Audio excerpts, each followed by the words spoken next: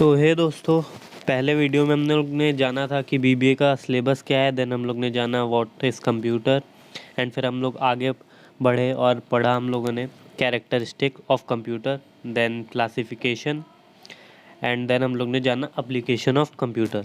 तो आज हम लोग आगे बढ़ते हैं अपना हिस्ट्री ऑफ कंप्यूटर्स के बारे में।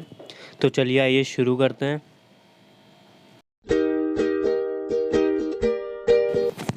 तो सबसे पहले हमारा आता है फर्स्ट जनरेशन कंप्यूटर। तो ये 1945 से 1955 तक था। इसमें हम लोग वैक्यूम ट्यूब्स का यूज़ करते थे और ये बहुत लार्ज होते थे और इनसे जो हीट निकलती थी वो बहुत ज़्यादा होती थी और ये एक्सपेंसिव भी बहुत होते थे। इसको आगे अभी हम लोग और डिटेल में थोड़ा देखेंगे। पहले इसके की पॉइंट्स थोड़े हम लोग लर्न कर लेते हैं और फिर आते हैं हम लोग के सेकेंड जनरेशन कंप्यूटर 1955 से 1965 तक। इसमें हम लोग ट्रांजिस्टर का यूज़ करते थे और ये बहुत लार्ज होते थे एंड एक्सपेंसिव भी होते थे एंड ये हीट भी एमिट करता था, बट ये फर्स्ट जनरेशन से कम करता था एंड ये छोटा भी था फर्स्ट जनरेशन के कंपेयर में। एंड देन हम लोग का आ जाता है थर्ड जनरेशन 1965 से लेकर 1975 तक। इसमें हम लोग इंटीग्रेटेड सर्किट का यूज़ करते थे और ये इसमें हम लोग को बहुत ज़्यादा रिडक्शन मिली थी साइज़ एंड कॉस्ट में as compare to second and first one generation computer. Then हमारा आ जाता है फोर्थ का हम लोग ने होता है 1975 से लेकर 1995 तक। इसमें हम लोग वेरी लार्ज स्केल इंटीग्रेशन का यूज़ करते हैं। अभी मैं आपको ये सब आगे बताऊंगा थोड़ा, तो आप पर पॉइंट देख लीजिए जो आपको मेन इसमें लर्न करने हैं। Desktop computer would not have been possible without VLSI यही है आपका very large scale integration. Means जो हम लोग के डेस्कटॉप कंप्यूटर थे वो पॉसिबल ही नहीं होते अगर हम लोग के पास वेरी लार्ज स्केल इंटीग्रेशन नहीं होता। एंड जो इसका माइक्रो प्रोसेसर था उसका भी साइज़ बहुत कम था। एंड देन हम लोग का आ जाता है फिफ्थ जनरेशन कंप्यूटर। इसमें आर्टिफिशियल इंटेलिजेंस का भी यूज़ होगा एंड जनरली आप देखते होंगे होता होगा जो हम लोग के लैपटॉप हैं और ये सब है गूगल असिस्टेंट एंड हमारे और भी हो गए, सीरी हो गई एंड एलेक्सा हो गई, ये सब हमारे आर्टिफिशियल इंटेलिजेंस हो गए। एंड जो फिफ्थ जनरेशन में होता है इसमें यूज़ होता है अल्ट्रा लार्ज स्केल इंटीग्रेशन। तो ये आप पॉइंट याद रख लीजिएगा, आपको इसमें डेट याद करने की ज़रूरत नहीं है पर आप चाहें तो कर सकते हैं, ये अच्छा होगा। तो नेक्स्ट हम लोग बढ़ते हैं, चलिए।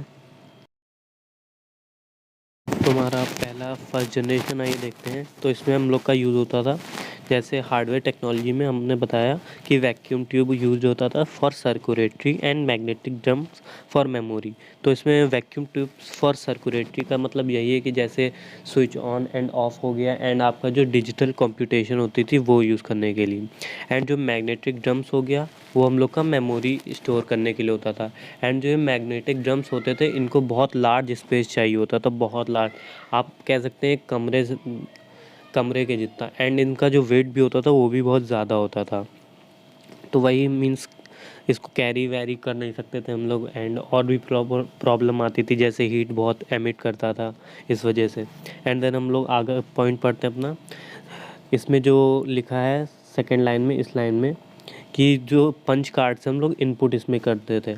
एक पंच कार्ड होता था पहले, उसमें हम लोग मीन्स लिख के इनपुट करते थे। मीन्स वेट मैं आपको दिखाता। तो ये जैसे कि आप देख सकते हैं ऐसा दिखता था कुछ पंच कार्ड। एंड देन आप ये देख सकते हैं यहाँ ये कंप्यूटर है हम लोग का फर्स्ट जनरेशन वाला और ये आपकी वैक्यूम ट्यूब की इमेज, ऐसा दिखता था ये।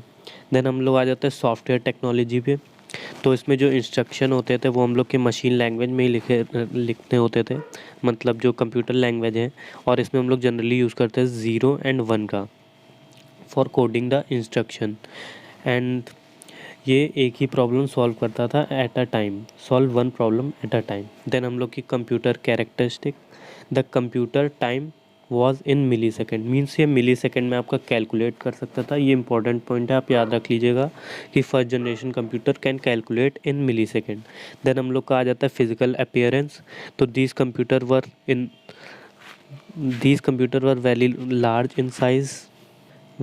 इन साइज़ एंड आप ये भी कर सकते हैं enormous in size. And then इसको जो स्पेस रिक्वायर होता था इंस्टॉलेशन के लिए वो बहुत लार्ज होता था। देन हम लोग आ जाते हैं एप्लीकेशन में। तो हम लोग जो साइंटिस्ट होते थे ये इसको यूज़ करते थे क्योंकि ये फास्टेस्ट कंप्यूटिंग डिवाइस था उस टाइम का, मींस वही 1940 टू 1956 तक। देन इसके एग्जांपल यहाँ आप लिखे हैं, आप इसमें लर्न कर सकते हैं।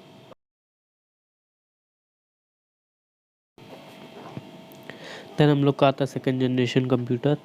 तो इसमें हम लोग ट्रांजिस्टर का यूज़ करते थे, और इसमें जो था इसका साइज़ बहुत कम था as compare to first generation, क्योंकि हम लोग इसमें ट्रांजिस्टर का यूज़ करते थे जैसे मैंने बताया। एंड ये एनर्जी एफिशिएंट था, एंड ये चीपर भी था और फास्टर भी था first as compare to first generation computer.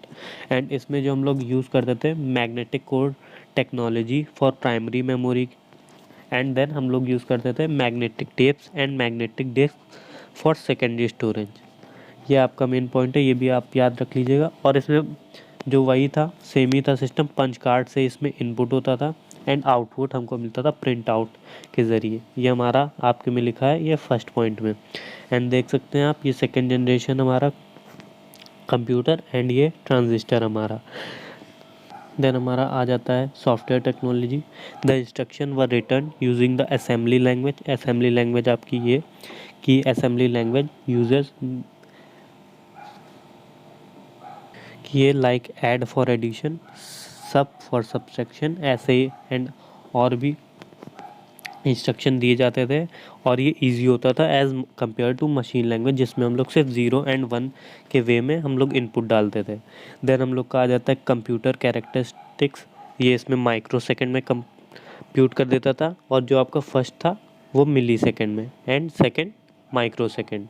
ये आप याद रखिएगा। फिजिकल अपीयरेंस, ट्रांजिस्टर की वजह से साइज़ कम हो गया था as compare to vacuum tube, and thus the size of computer were also reduce. And इसकी अप्लीकेशन आइए देखते हैं। The cost of commercial production of these computer was very high, though less than the first generation computer. The transistor had to be assembled manually in second generation computer. Then हम लोग next में पढ़ते हैं third generation computer. Wait आप ये इसका example देख लीजिए, आप यहाँ लिखा है, ये आप लर्न कर सकते हैं। जैसे IBM आपको सब में कॉमन ही मिलेगा ज़्यादातर में, तो आप IBM याद कर सकते हैं। एंड इसके आगे के डिजिट सब कंप्यूटर के लिए अलग है। जैसे आप देखेंगे थर्ड जनरेशन में 360 होगा, IBM 370 होगा। ऐसे ही आप और भी लर्न कर सकते हैं।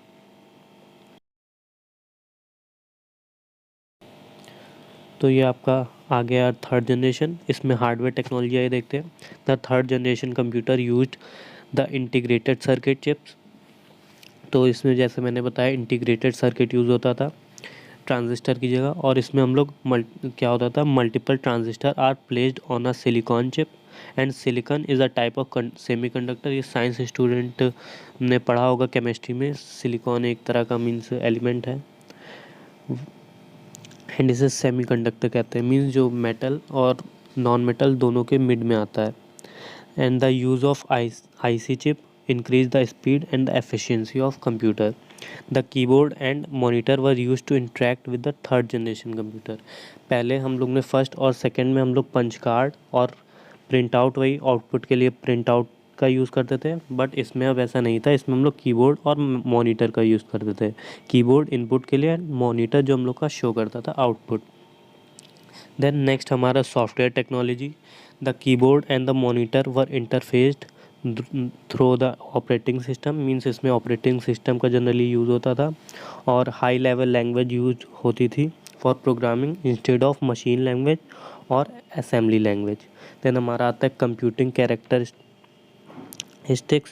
जो ये कंप्यूटेशन टाइम था, मीन्स जो कैलकुलेट करता था ये नैनो सेकेंड में करता था, और जो अगर कंपेयर करें तो फर्स्ट हमारे यूज़ करता था मिली सेकेंड में, सेकेंड हमारा मैक्रो सेकेंड में, देन ये नैनो सेकेंड में। आप देख सकते हैं कि ये माइक्रो सेकेंड में करता था सेकेंड जनरेशन।